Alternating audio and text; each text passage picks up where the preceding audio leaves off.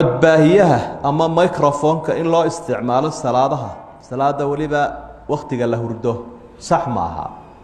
in badan oo culimadiina way ka digaan Uthaymin iyo rag kale waa kuwa ka hadla masalada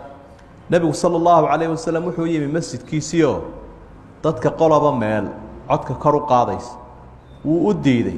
isagoo laba arrimood ku sababeeyay fala yudi ba'dukum ba'da barkiiba barka kale ayuu dhibin iyo waswaasin oo tashwiishin labadiiba way jiraan oo dadka mesela masaajidada isku dhow codkiiba isku furayaan oo salaadii tashuush baa imaraya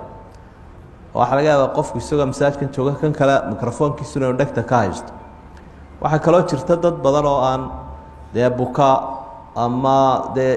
doonaya inay seexdaan ayaa qasab lagu toosinaya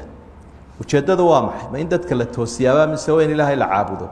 dadka adaan baa lagu toosiyaa salaadaha faralka baana loo toosiyaa as-salaatu khayr min an-nawm bahay tani waa salaad sunna ah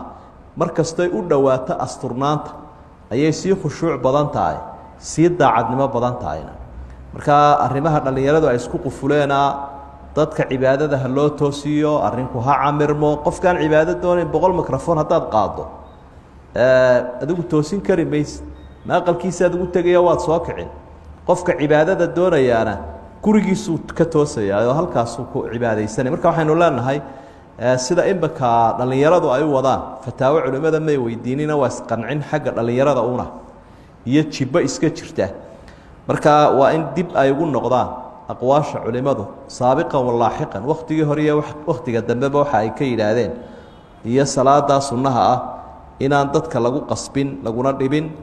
haday ka fursan weydo qofku marka uu horeeyay salaada la galayo istawu haydaado inta saa ku filan in salaadii la galay qofka doonayana waqtigu eeganaya taa waa ku yar dheeraaday inta san oran lahaa hal tukado cibaadada lagu dadaalo laakiin dadka yaan lagu qasbin